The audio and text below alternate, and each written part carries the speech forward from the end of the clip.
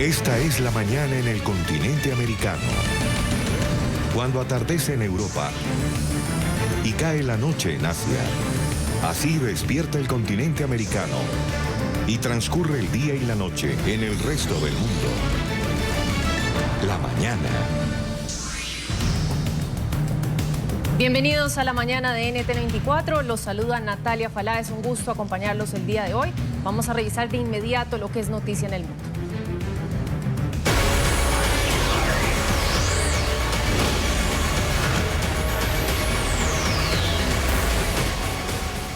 Otra noche de disturbios en Chile. Miles de manifestantes volvieron a salir a las calles de Santiago, horas después de que el presidente Sebastián Piñera concretara el revolcón en su gabinete, en su más reciente intento de poner fin a 10 días de protestas antigubernamentales. Anoche también hubo enfrentamiento con las fuerzas de seguridad. Pese a este nuevo capítulo de tensiones, el gobierno no se plantea volver a imponer el estado de emergencia levantado el pasado domingo.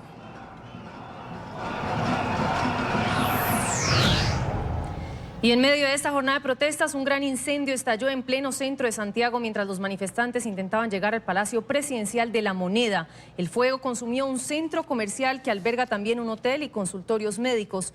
Antes de la conflagración, varios locales comerciales fueron saqueados. En redes sociales también circulan videos de una estación de metro que arde en llamas. Las protestas comenzaron contra el alza en la tarifa del metro de la capital y continuaron en rechazo al alto costo de vida en Chile.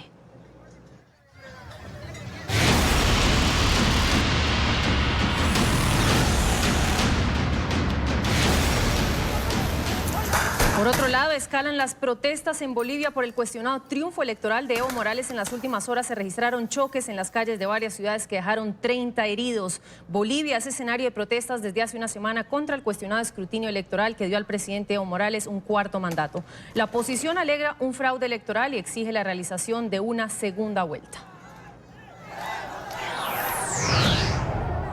Y Evo Morales realizó el lunes en la noche un mitin con sus seguidores en la ciudad andina del Alto, vecina La Paz. Acusó a adeptos de su rival en las elecciones, Carlos Mesa, de pretender cercar la Casa Grande del Pueblo, sede del gobierno. Morales reiteró que él es el vencedor de la primera vuelta electoral del pasado 20 de octubre. Algunos piden sus paros hasta que se vaya Evo. Unos dicen nuevas elecciones. Otros dicen segunda vuelta, como fue la segundita en la Cuenca. No se entiende. Hermanas y hermanos, tienen que entender que hemos ganado en la primera vuelta. Pacíficamente vamos a defender la democracia. Aquí, los que hicieron tanto daño en los tiempos del liberalismo, militarismo, neoliberalismo, no van a volver, hermanas y hermanos. Justamente para hablar del tema, quiero saludar en esta parte del programa a Jimena Costa, diputada opositora. Diputada, bienvenida, gracias por acompañarnos el día de hoy. Muchísimas gracias. La verdad es que un día muy triste y muy duro porque estamos viendo en enfrentamientos transportistas que están marchando para atacar a los vecinos, lo hacen con palos, lo hacen los mineros con dinamita y son ciudadanos indefensos que en el mejor de los casos salieron con su cucharón y su tapa de olla para hacer ruido en la calle defendiendo la democracia. Natalia, es una pena. Diputada, así es claro que la polarización en Bolivia se mantiene y las protestas sociales se están recrudeciendo. Yo le quiero preguntar, ¿el desentendimiento del oficialismo para acatar precisamente todos los fraudes electorales que se han denunciado en los últimos días tras la primera vuelta electoral está recrudeciendo ese estallido social en Bolivia? ¿Y hacia dónde va? La verdad es que no solamente que ha habido oídos sordos. Ayer el vicepresidente acusa de intento de golpe de Estado al mejor modelo chavista castrista y han salido a las calles, yo diría lumpen, estimada Natalia, porque no son simplemente empleados públicos o mineros. Lumpen con palos y con dinamita, y en medio el hermano del vicepresidente ha sido filmado. Hay 40 heridos el día de ayer y el paro sigue en todo el país. ¿Qué está haciendo el gobierno? Está sacando grupos de choque a enfrentar a los ciudadanos. Esa ha sido la respuesta oficial a toda la la demanda que hay y más allá de la amenaza con cerco a las ciudades, es la violencia. Hemos visto múltiples enfrentamientos ayer en la sede de gobierno que no han cedido la movilización ciudadana. La gente hoy sigue en las calles, pero las alertas, y sería importantísimo, yo me comprometo a enviarte las imágenes ahora, de el grupo de transportistas que está bajando a desbloquear, son muchos y vienen armados, ¿no? No es un tema nada más de no escuchar la demanda ciudadana, es la decisión de reprimir y de utilizar grupos paramilitares, grupos de choques, no necesariamente las fuerzas, el aparato represivo del Estado. Es decir, es un proceso tal cual lo hemos visto en Venezuela. Es muy doloroso decirte que en Bolivia ya empieza a actuar el modelo represivo venezolano en nuestras calles. Una más, ¿sí? Diputada, usted bien lo mencionaba, estos choques efectivamente están escalando. Yo le quiero preguntar si eventualmente se puede hablar de un golpe de Estado en Bolivia, porque vemos armas, vemos actos vandálicos, vemos un choque de poderes que se mantiene en las calles y que probablemente siga escalando con el paso de los días. ¿Es un escenario posible ese golpe de Estado en Bolivia? En realidad, tendríamos que asumir que ya Evo Morales ha llevado adelante un golpe de Estado, porque el hecho de que el Ejecutivo controle al órgano electoral, a la Asamblea Legislativa y al órgano judicial, ya estás hablando de una situación que no es una democracia regular. El hecho de que el Estado esté utilizando grupos de choque en contra de su propia ciudadanía, con amenazas de cerco y de matarnos de hambre, y además con amenazas de quitar el agua a las ciudades, que concentran el 70% de la población natal en Bolivia, y donde viven indígenas y mestizos, porque no es verdad que la división es indígenas en el campo, mestizos en la ciudad. No es así. En las ciudades vivimos todos mezclados y hoy todos mezclados están exigiendo ya no una segunda vuelta, sino anulación de las elecciones. Es decir, el golpe de Estado lo lleva adelante el movimiento al socialismo, Evo Morales, Álvaro García Linera, al aferrarse al poder fuera de la institucionalidad, porque en ninguna parte, ni de la Constitución ni de las leyes, dice que se puede entrar al gobierno a través del fraude. Y eso es lo que ha pasado acá el 20 de octubre. Diputada Jimena Costa, muchas gracias por acompañarnos el día de hoy. Gracias por su tiempo y buen día. Buenos días, ojalá que para Bolivia sean también días de bendiciones de Dios. Gracias, Natalia.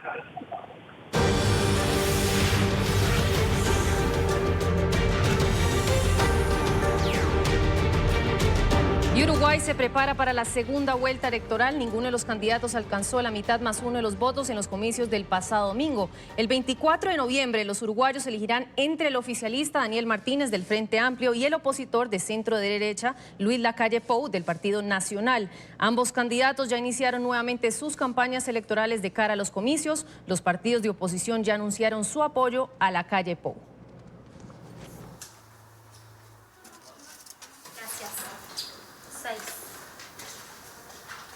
Hicimos una campaña para ganar una elección.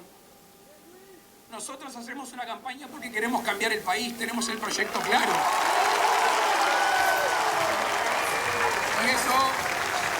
Eso puede tener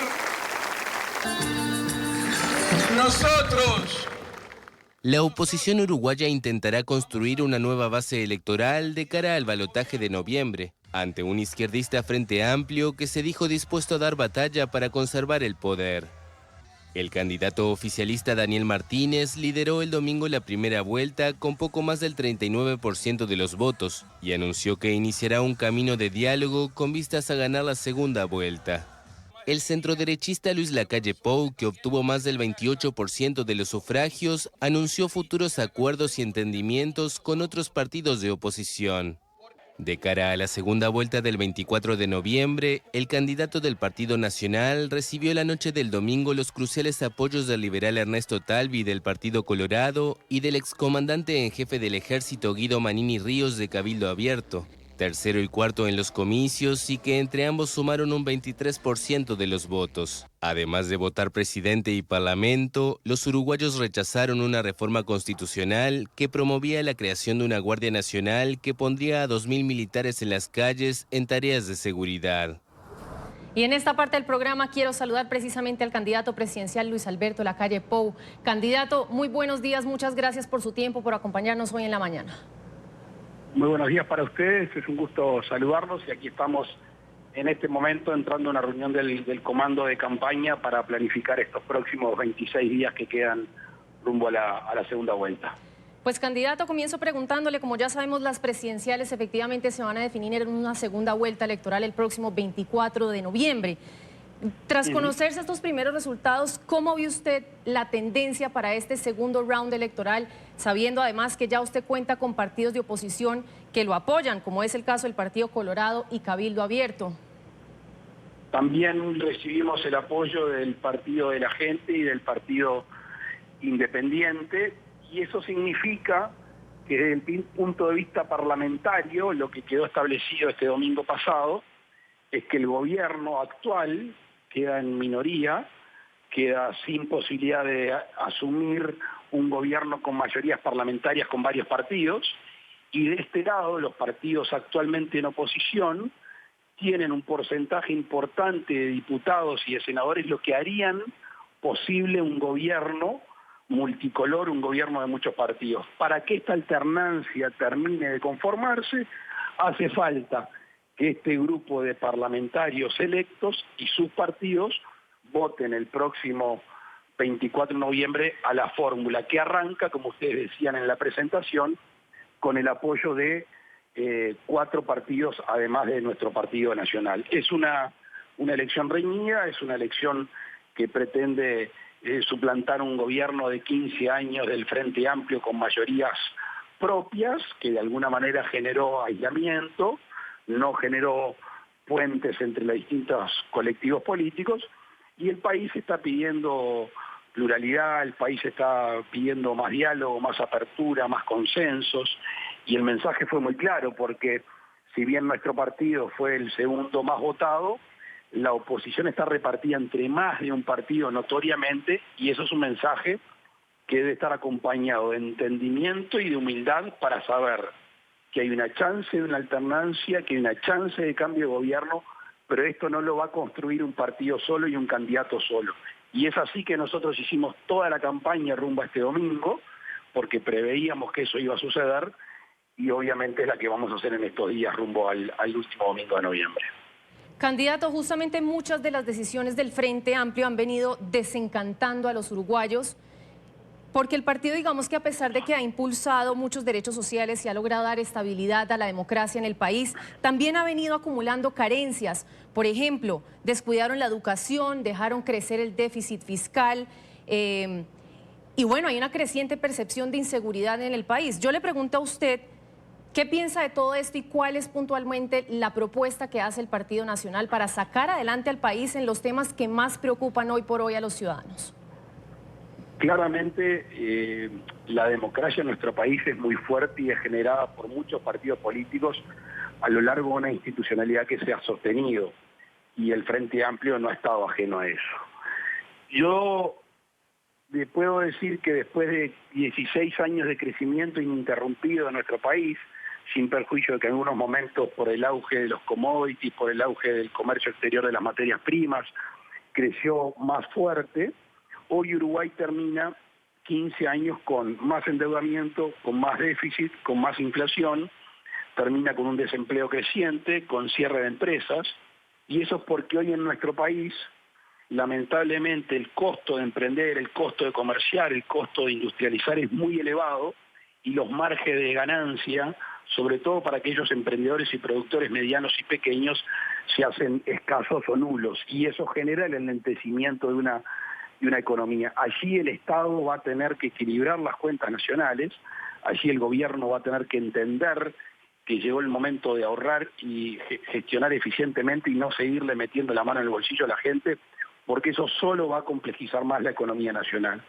Desde el punto de vista de la educación, el presupuesto en la misma ha crecido sensiblemente, pero lamentablemente no ha habido una dedicación puntual a aquellos sectores más vulnerables, a aquellos sectores que más lo necesitan, que es donde lamentablemente ha crecido la deserción y los niveles educativos claramente son distintos según en qué región del país esté o según en qué lugar de Montevideo se esté. Entonces allí tenemos que hacer claramente una educación con justicia, una educación con evaluación, una educación con método que esté cerca de aquellos que más lo necesitan. Los mejores docentes, los mejores directores, los mejores equipos no docentes en los centros educativos públicos donde más se los necesite. Con respecto a la seguridad pública, allí tenemos un tema que yo me niego a aceptar.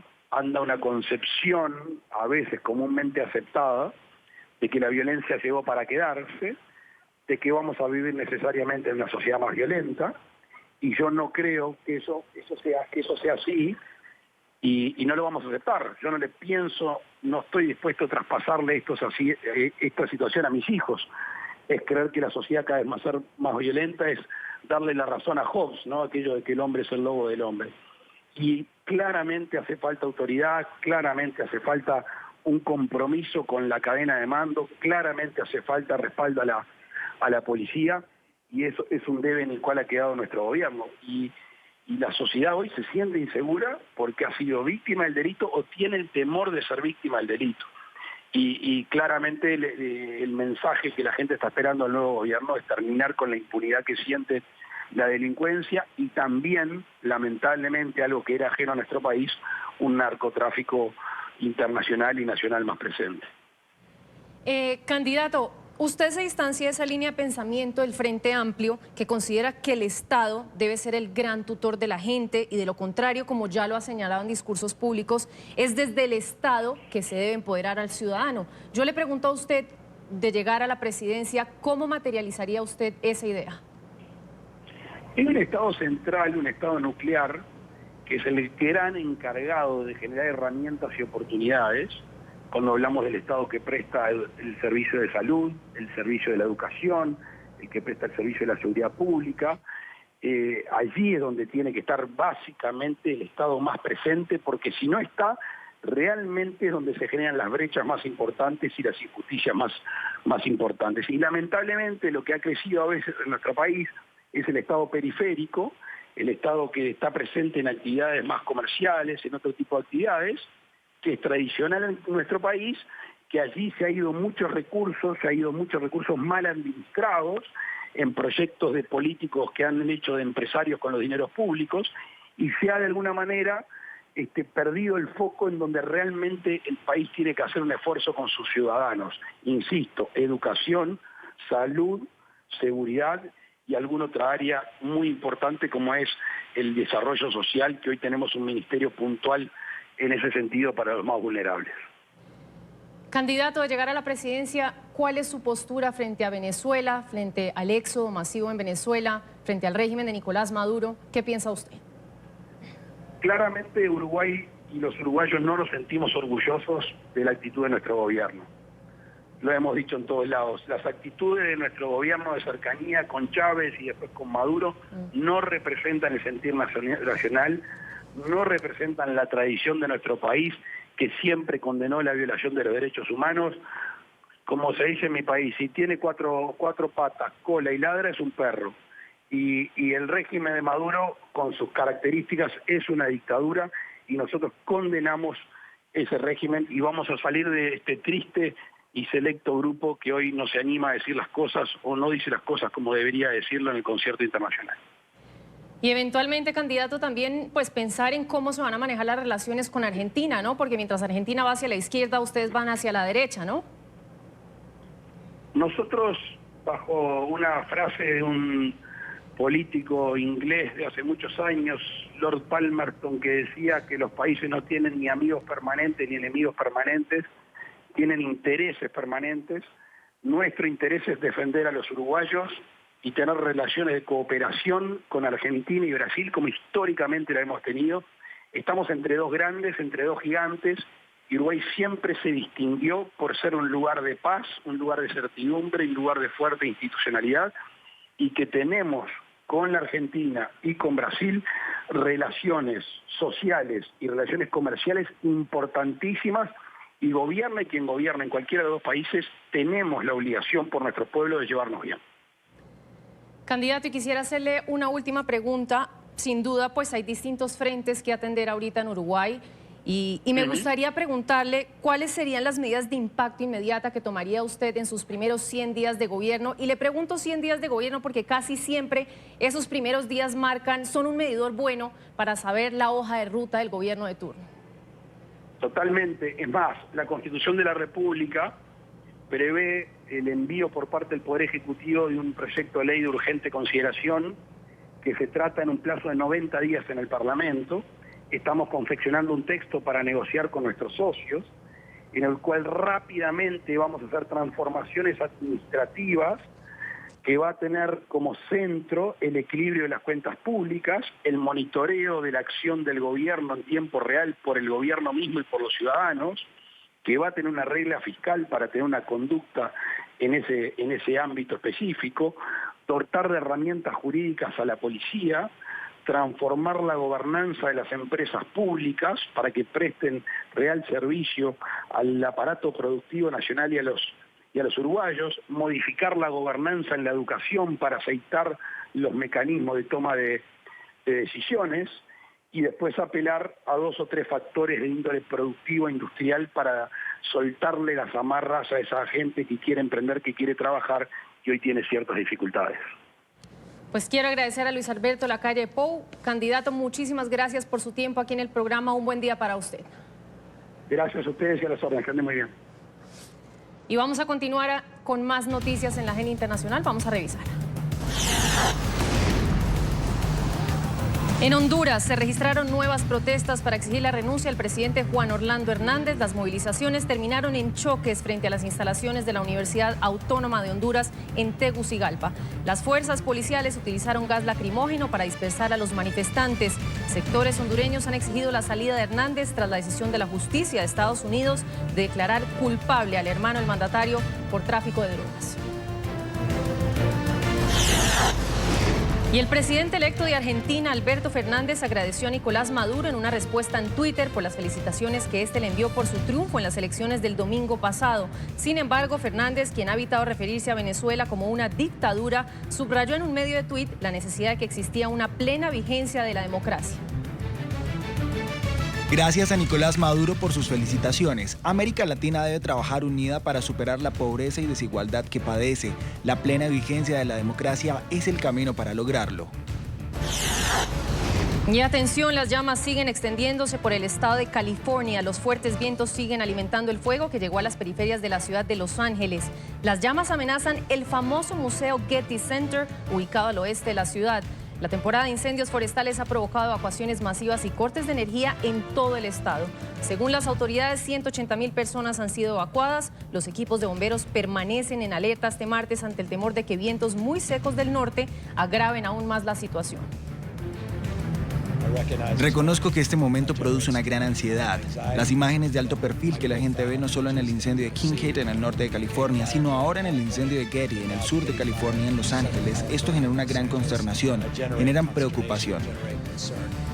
Pero este curiosamente es un momento en California que es muy familiar. Hemos tenido una temporada de incendios por debajo del promedio hasta la fecha. Lo que estamos experimentando en ese momento está ligeramente por encima de la media, que hace parte del promedio para la época del año. No parece, pero de hecho es así. Este estado ha contado con recursos suficientes. Este estado ha sido muy directo en términos de preposicionamiento de activos a un grado que nunca hemos tenido en el pasado. Paramount Pictures decidió cancelar anoche la premiere de la cinta Terminator Dark Fate. La alfombra roja de la película fue suspendida por el incendio forestal que azota las periferias de la ciudad de Los Ángeles, que en las últimas horas se han extendido por las altas temperaturas y la baja humedad.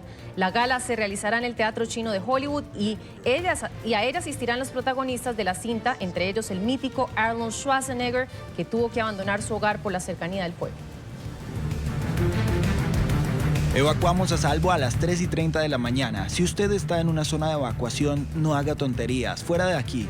Ahora mismo estoy agradecido por los mejores bomberos del mundo, los verdaderos héroes de acción que corren el peligro de proteger a sus compatriotas californianos. El primer ministro del Reino Unido, Boris Johnson, presentó hoy una nueva propuesta para celebrar elecciones anticipadas y romper el estancamiento en torno al Brexit que debía llevarse a cabo este jueves. El pulso entre el Premier y Parlamento ha sumido en el caos a la salida del Reino Unido de la Unión Europea. El bloque aceptó el 31 de enero de 2020 como nueva fecha para el Brexit, que debía haberse completado originalmente el 29 de marzo. La Cámara de los Comunes ha rechazado la propuesta de elecciones anticipadas para el 12 de diciembre.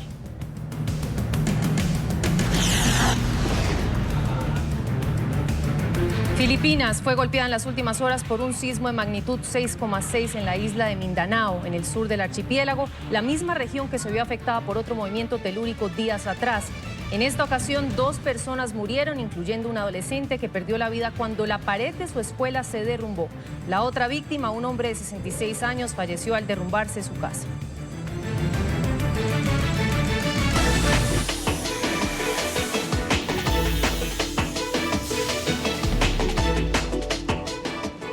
Vamos ahora con la agenda en Estados Unidos y hacemos seguimiento a la trama de Ucrania. Ante el Congreso testifica hoy el teniente coronel Alexander Vindman, experto del Consejo de Seguridad Nacional de la Casa Blanca. Es además quien habría escuchado la polémica llamada de Trump al presidente de Ucrania para justamente investigar a su rival político Joe Biden. A esta hora desde Washington, Emiliana Molina nos tiene toda la noticia. Emiliana, muy buenos días. Natalia, ¿qué tal? Muy buenos días. Pues Alexander Vindman sería el primer funcionario de la Casa Blanca que testificaría tras puertas cerradas ante estos comités que investigan al mandatario estadounidense Donald Trump en este juicio político. Alexander Vindman, de hecho, temía que la política exterior del mandatario estadounidense Donald Trump hacia Ucrania estaba poniendo en peligro la seguridad de la Unión Americana. De hecho, en el discurso de apertura que fue obtenido por el medio estadounidense Político, este dice que reportó este tipo de incidentes en al menos 2 ocasiones al abogado principal del NSC.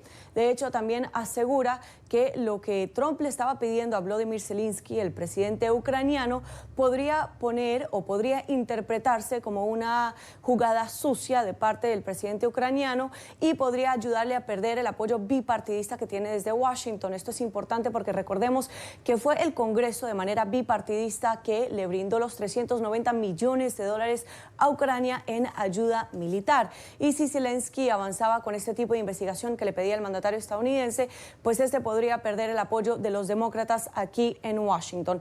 Por otro lado, hay un poco de incertidumbre si Bill Dean se presentará ante el comité el día de hoy. Pues recordemos que el día de ayer el ex asesor adjunto de Seguridad Nacional, Charles Kupperman, hizo caso omiso a la citación que se le había entregado y no fue a testificar el día de ayer a puerta cerrada. Por otro lado, los demócratas, entre estos la líder de la Cámara de Representantes, Nancy Pelosi, han dicho que podrían llevarse a cabo la votación para ver cómo van a avanzar con estas investigaciones del juicio político tan pronto como este jueves, para establecer ya las reglas oficiales y posiblemente llevar a cabo una segunda votación para intentar destituir al mandatario estadounidense Donald Trump antes de Navidad. Sin embargo, Pelosi no le ha puesto una fecha límite hasta el momento. Natalia, esta es toda la información que tenemos en directo desde Washington. Regreso con ustedes. Gracias, Emiliana. Vamos ahora a Nueva York porque un latinoamericano, Rafael Grossi, será el director principal de un organismo de la ONU encargado justamente del uso de la energía atómica a nivel mundial. Alejandro Rincón nos tiene esta noticia. Alejandro, muy buenos días.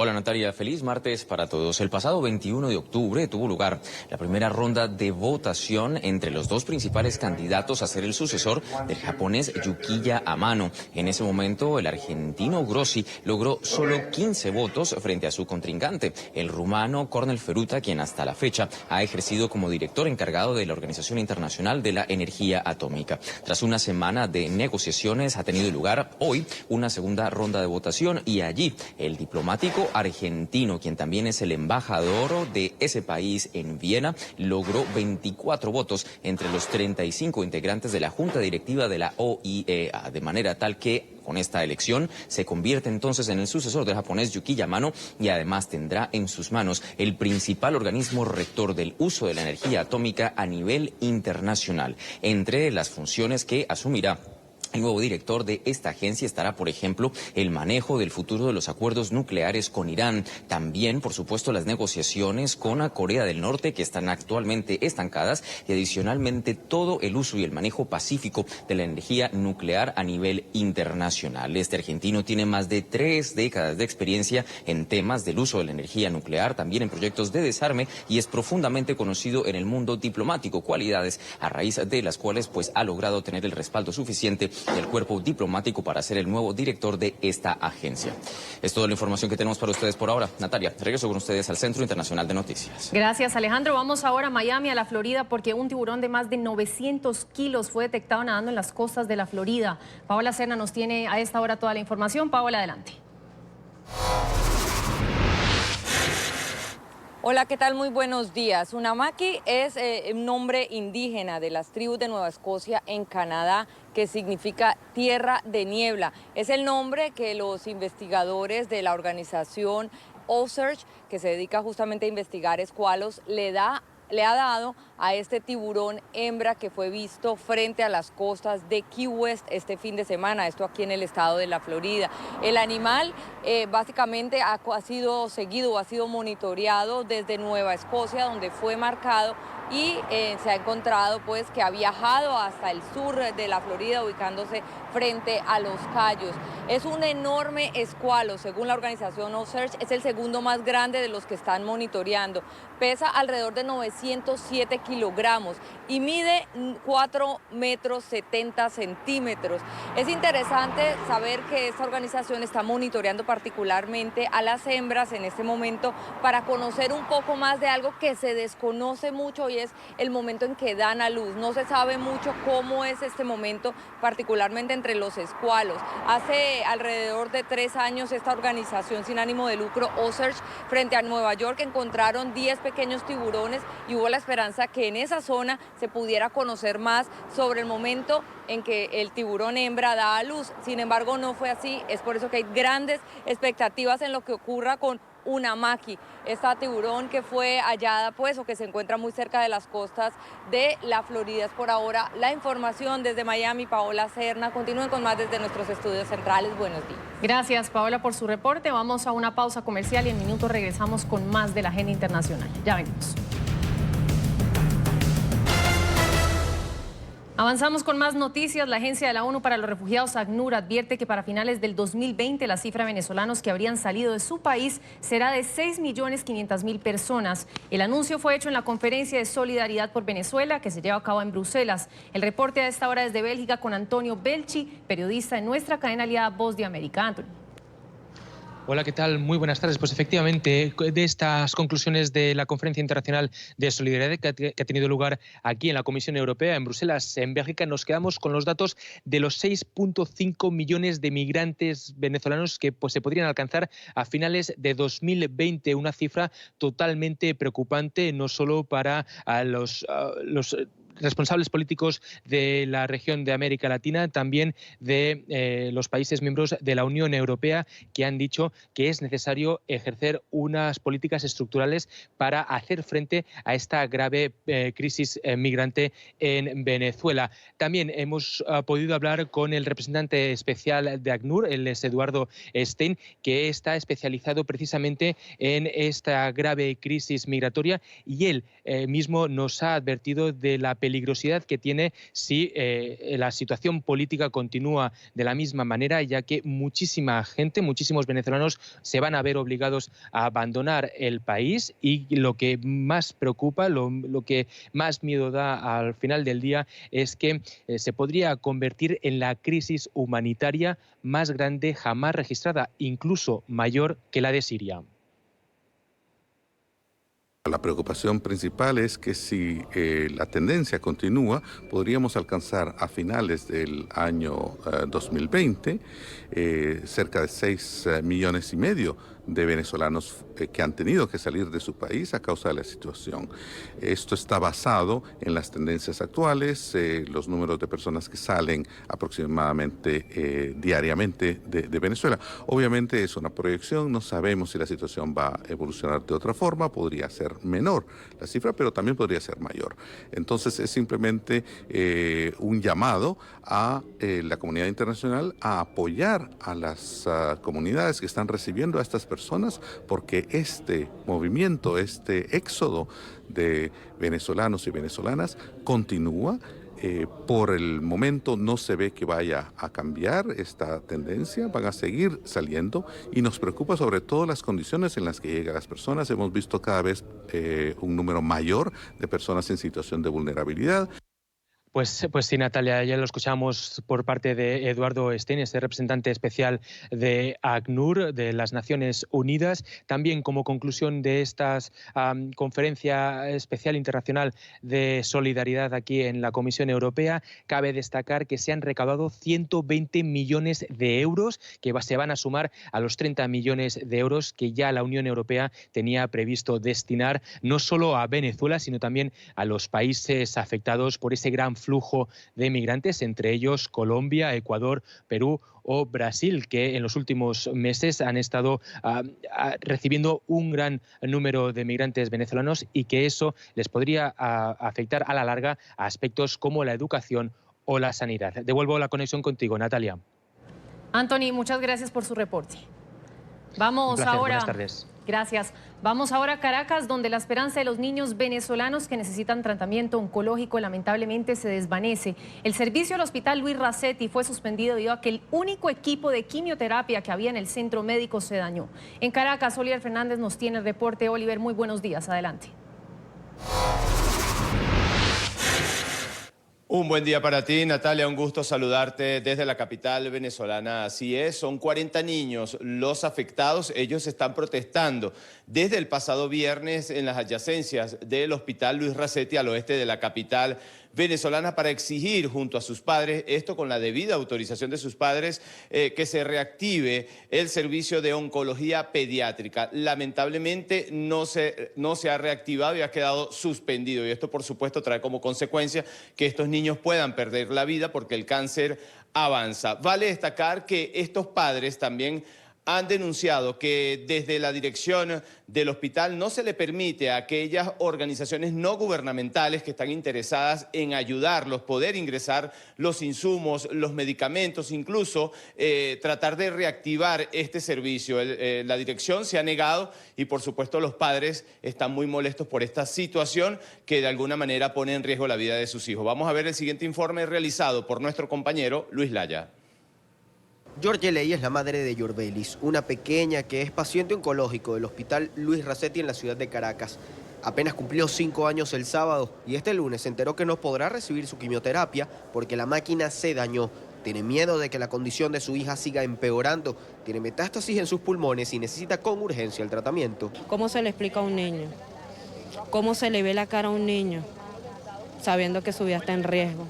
Al menos 40 niños se han visto afectados por la paralización de este servicio. Otra de ellas es Yurmeli. Tiene 12 años y desde hace 11 pelea con un cáncer. Perdió la vista y lo único que quiere es no morir por la falta de tratamiento.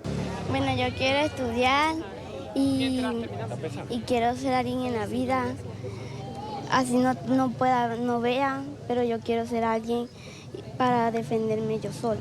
Yurmeli es oriunda del occidente del país, el estado Trujillo. Vino con su abuela a Caracas hace 3 meses porque en su región no había especialistas que la atendieran. En Caracas se repite la situación. Una operación que debería ser gratuita le cuesta 28 millones de bolívares, unos $1.300, porque en los hospitales no tienen cómo realizarla. Que amerita un cirujano plástico. Y acá en el oncológico no lo hay y tampoco está funcionando el quirófano. Tiene muchos años no estar funcionando. Otra madre que viajó desde lejos para buscar una cura es Carla. Vino con su pequeño desde el estado Bolívar. Al llegar, se enteró de la paralización del servicio. Su hijo ya perdió un ojo y no puede esperar mucho más. Tengo un nudo aquí en la garganta porque imagínense, yo no tengo aquí dónde quedarme. A veces tengo que pagar. ¿De dónde saco? ¿Cómo hago? Las madres están desesperadas, no piden dinero, no quieren algo banal, sino salvar la vida de sus hijos. De solo pensar en la posibilidad de que mueran, aseguran estar aterradas. De verdad, no quiero ni pensarlo. Eso nos atemora mucho a todas. Natalia, y la situación pareciera no ser distinta en el resto del país. Para hoy se tiene previsto que las enfermeras, quienes van a un paro nacional de actividades, protesten frente al Hospital Universitario de Caracas. Ellas estarán acompañadas de los diferentes gremios, tanto de maestros y profesores, que también la situación es difícil para ellos. También se espera la sesión ordinaria de la Asamblea Nacional a las 10:30 de la mañana, hora de Venezuela. Debería estar ya discutiéndose algunos puntos importantes en el Parlamento venezolano y por supuesto nosotros vamos a estar allí para llevarles toda la información que se genere. Con esta información retornamos contigo a la mañana de NTN 24. Gracias, Oliver. Estaremos por supuesto atentos al desarrollo de estas noticias. Atención, las llamas siguen extendiéndose por el estado de California. Los fuertes vientos siguen alimentando el fuego que llegó a las periferias de la ciudad de Los Ángeles. Las llamas amenazan el famoso museo Getty Center, ubicado al oeste de la ciudad. La temporada de incendios forestales ha provocado evacuaciones masivas y cortes de energía en todo el estado. Según las autoridades, 180,000 personas han sido evacuadas. Los equipos de bomberos permanecen en alerta este martes ante el temor de que vientos muy secos del norte agraven aún más la situación. Reconozco que este momento produce una gran ansiedad. Las imágenes de alto perfil que la gente ve no solo en el incendio de Kincaid en el norte de California, sino ahora en el incendio de Getty en el sur de California, en Los Ángeles, esto genera una gran consternación, generan preocupación. Pero este curiosamente es un momento en California que es muy familiar. Hemos tenido una temporada de incendios por debajo del promedio hasta la fecha. Lo que estamos experimentando en ese momento está ligeramente por encima de la media, que hace parte del promedio para la época del año. No parece, pero de hecho es así. Este estado ha contado con recursos suficientes. Este estado ha sido muy directo en términos de preposicionamiento de activos a un grado que nunca hemos tenido en el pasado. Y Paramount Pictures decidió cancelar anoche la premiere de la cinta Terminator Dark Fate. La alfombra roja de la película fue suspendida por el incendio forestal que azota las periferias de la ciudad de Los Ángeles, que en las últimas horas se ha extendido por las altas temperaturas y la baja humedad. La gala se realizará en el Teatro Chino de Hollywood y a ella asistirán los protagonistas de la cinta, entre ellos el mítico Arnold Schwarzenegger, que tuvo que abandonar su mansión por la cercanía del fuego.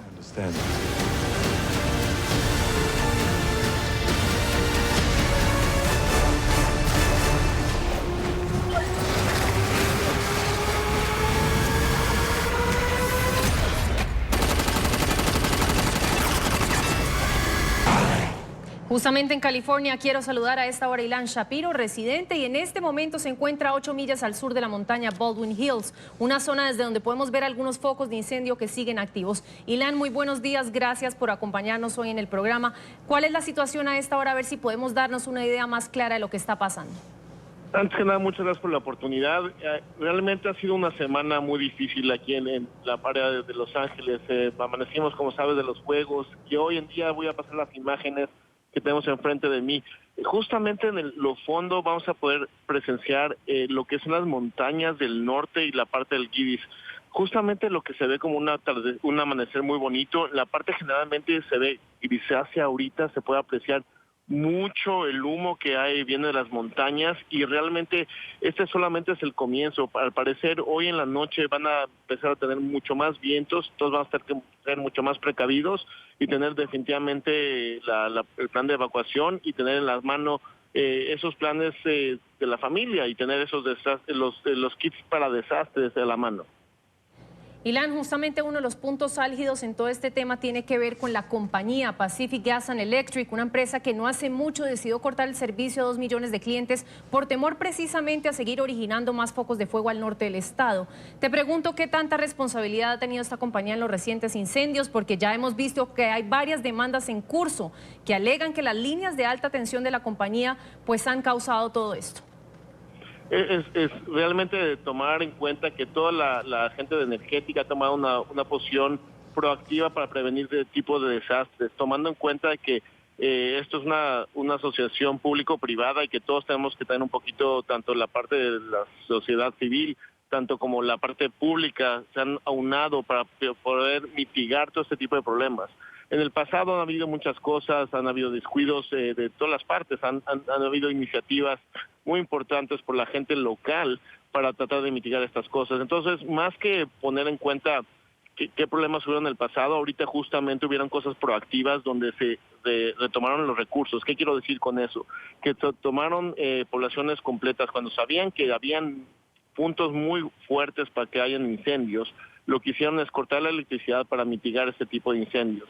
Entonces, estamos siendo mucho más proactivos y como lo están diciendo en la nota al principio, la ventaja que ha habido el día de hoy a comparación de otros incendios que hemos tenido antes es que ya sabíamos que venían, ya sabíamos por dónde iban a venir y ya sabíamos los planes de desastre y mitigación de recursos. Entonces, gracias a Dios no ha pasado a mayores, tenemos que tener mucho cuidado. Ahorita la gente que está siendo afectada es la gente que tiene asma, la gente que tiene enfermedades crónicas, porque sí se siente el aire diferente.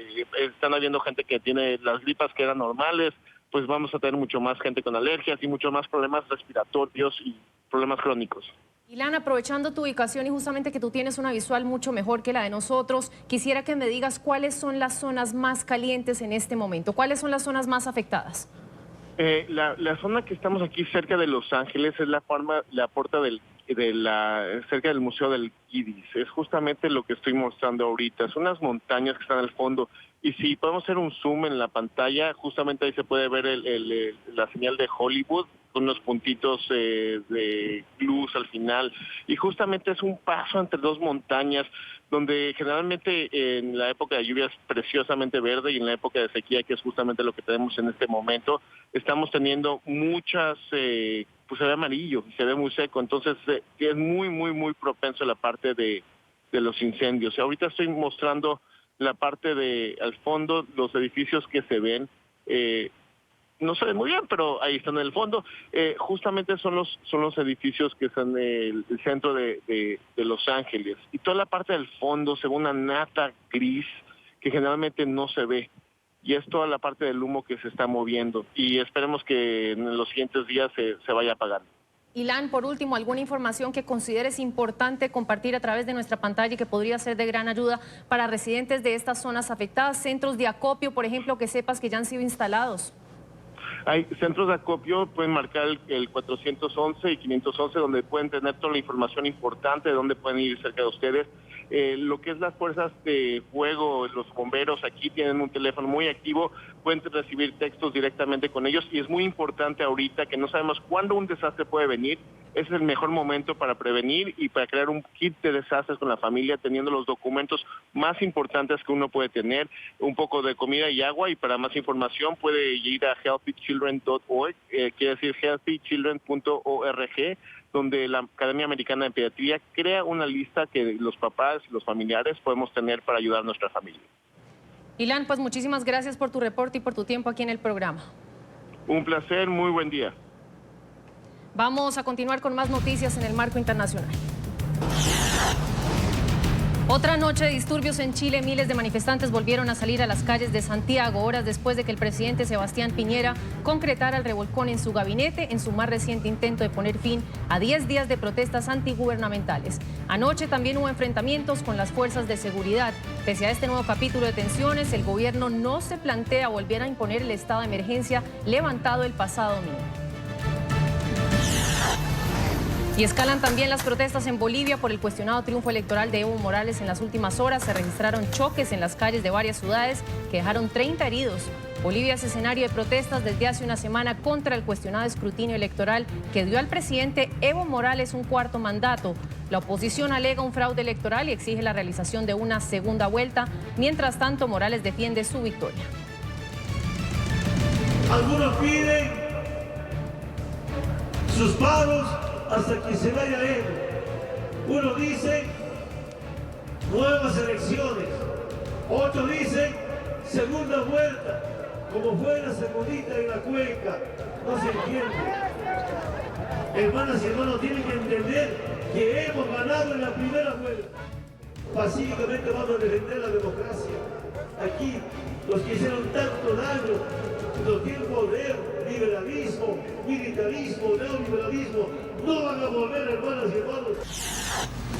Y en Honduras se registraron nuevas protestas para exigir la renuncia del presidente Juan Orlando Hernández. Las movilizaciones terminaron en choques frente a las instalaciones de la Universidad Autónoma de Honduras en Tegucigalpa. Las fuerzas policiales utilizaron gas lacrimógeno para dispersar los manifestantes. Sectores hondureños han exigido la salida de Hernández tras la decisión de la justicia de Estados Unidos de declarar culpable al hermano del mandatario por tráfico de drogas. El presidente electo de Argentina, Alberto Fernández, agradeció a Nicolás Maduro en una respuesta en Twitter por las felicitaciones que éste le envió por su triunfo en las elecciones del domingo pasado. Sin embargo, Fernández, quien ha evitado referirse a Venezuela como una dictadura, subrayó en un medio tuit la necesidad de que existiera una plena vigencia de la democracia. Gracias a Nicolás Maduro por sus felicitaciones. América Latina debe trabajar unida para superar la pobreza y desigualdad que padece.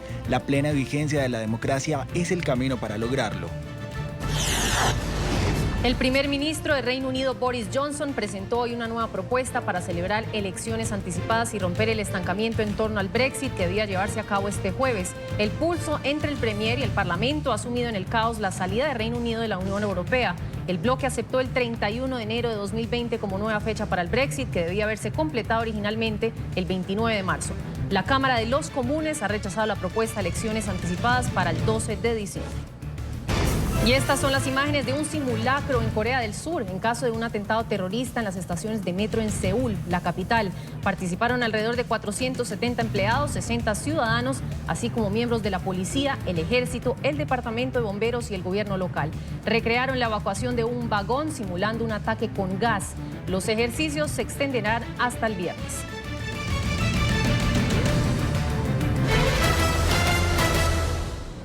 Hablamos ahora de una decisión histórica que podría dar un giro a la práctica del celibato en la jerarquía católica. El Sínodo de la Amazonía aprobó la propuesta de un grupo de obispos de ordenar hombres casados en las zonas más remotas de la región, donde existe escasez de sacerdotes. La propuesta fue enviada al Vaticano y se espera que el Papa Francisco entregue su respuesta a finales de este año. Si la recomendación es aprobada, eliminaría la restricción que data desde hace 1000 años y sentaría un precedente para las iglesias en el resto del mundo. Se trata de la primera vez que los obispos respaldan un cambio tan importante a la tradición católica.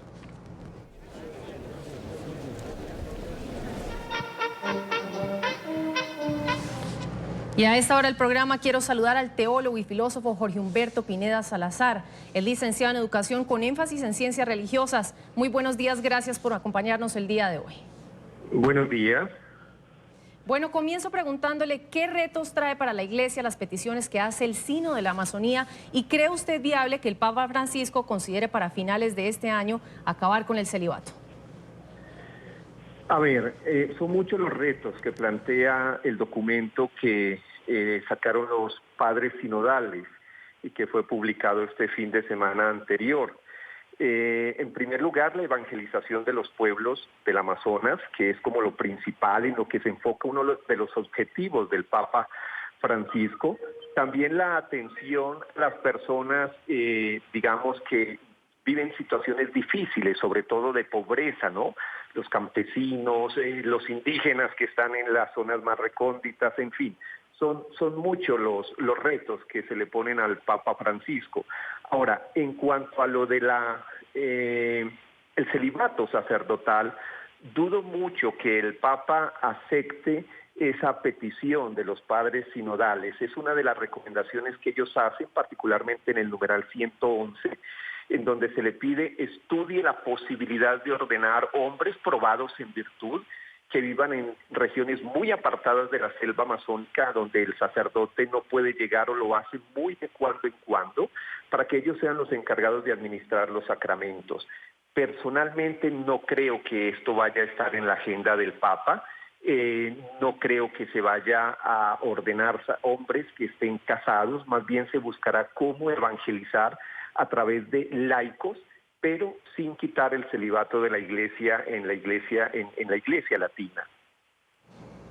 Hoy por hoy, teniendo en cuenta que para muchos la Iglesia Católica ha perdido fuerza en muchos frentes, escándalos por pederastia, por ejemplo, que durante años han sido encubiertos y han salpicado a la institución y con ello también han distanciado a una gran mayoría de creyentes alrededor del mundo, ¿cómo hacer para recuperar la fe y la confianza? ¿Cree usted que ha llegado el momento de redefinir el rol de la Iglesia y adaptarse a los tiempos de hoy? Efectivamente, hay que hacer seguramente algunos cambios importantes. Hay que buscar una manera diferente de llegarle a las nuevas generaciones. Hay que buscar mecanismos para que los escándalos en la iglesia no se vuelvan a presentar, no solo a nivel de pederastia, sino a nivel de cuestiones económicas, que es algo que está ocasionando serios problemas en este momento al interior del Vaticano. Pero el Papa Francisco y un equipo de personas que lo rodean ya están trabajando en esos aspectos, ya están trabajando para mejorar esas situaciones, para buscarles solución, para tratar de mantener lo que es tarea de ellos, que es la evangelización de los fieles y sobre todo dar testimonio como ministros de la Iglesia de lo que enseñan y de lo que han aprendido en el Evangelio. Jorge Humberto, quisiera seguir ahondando un poco en el tema del celibato, siendo este el tema más polémico, y me gustaría pedirle realmente una opinión muy personal. ¿Cree usted que el celibato es garantía de que las funciones religiosas se desempeñen mejor? Porque uno de los argumentos precisamente que utiliza la Iglesia señala que ceder a las presiones para que los sacerdotes se casen sería facilitar la entrada de personas que no tienen verdadera vocación y que se acabarían convirtiendo en malos sacerdotes, por así decirlo. Mire, el celibato en la Iglesia Católica es un regalo. Hay que entender en primer lugar que no es un dogma de fe. Un dogma de fe es una verdad absoluta. Entonces el celibato no es un dogma de fe y, como lo ha dicho el Papa, se podría cambiar en cualquier momento. El celibato es un reglamento de la Iglesia Católica y puede quitarse, ¿cierto? Como le digo, no está en la agenda del actual Papa. El celibato es un regalo. La gente, el hombre que entra al sacerdocio entra sabiendo que debe comprometerse con una vida célibe y que esa vida célibe le va a permitir tener un mejor servicio a la comunidad, tener esposa y tener hijos, que es algo muy bonito y que es un sacramento de la Iglesia Católica. Tiene sus impedimentos en cuanto que también tiene que atender cosas de su familia, de su casa, pero si el hombre dedicado al ministerio sacerdotal está libre de estos compromisos, con seguridad se va a dedicar con mayor generosidad al servicio de la comunidad a él encargada y a un trabajo pastoral mucho más fecundo. Jorge Humberto, en otros temas, el Sínodo de la Amazonía también pide que las mujeres accedan al diaconado permanente. ¿Qué lectura hace usted de esta iniciativa y cómo comienza a cambiar los roles dentro de la Iglesia Católica? Porque el Sínodo de la Amazonía sin duda pues sienta un precedente frente al rol de las mujeres en los servicios religiosos. La mujer ha jugado un papel muy importante en la Iglesia Católica, eso es algo indiscutible. Y el Papa Francisco ha empezado a tenerla en cuenta y a ubicarla en posiciones en el Vaticano que estaban reservadas para los hombres. El sínodo propone esto, lo de las mujeres, el diaconado para las mujeres, ¿no? Eso ya se había estudiado en una comisión en el año 2016 y esa comisión en el año 2016 no vio prudente, no tuvo claridad sobre cómo ejercían el diaconado de las mujeres en la iglesia primitiva y cerraron esa comisión. En este momento lo que los padres sinodales proponen, además de un posible diaconado, que tampoco creo que sea un tema que se vaya a discutir posteriormente, es el ministerio del acolitado y el ministerio del lectorado para las mujeres, que creería que eso sí puede llegar a darse, ¿cierto? Ahora, en este momento, aunque estos ministerios no están aprobados, con seguridad muchas mujeres allá en el Amazonas y en muchas partes del mundo llevan la comunión a estas comunidades, la Sagrada Comunión, celebran liturgias de la palabra, instruyen a los fieles para recibir los sacramentos, predican, es decir, hacen una labor muy importante, pero no creo que tampoco se pueda hablar de diaconisas en la Iglesia Católica. Lo veo más factible por el lado de los ministerios del acolitado y del lectorado. Creería que a eso sí puede acceder el Papa Francisco. Jorge Humberto, y una última pregunta. En ese extenso pliego de peticiones, el Sínodo también plantea introducir el pecado ecológico. ¿En qué consiste y cómo viene a ser este tema algo nuevo para la Iglesia? El Papa Benedicto XVI ya había hablado algo sobre el pecado contra la naturaleza, contra la ecología. Este documento lo propone nuevamente.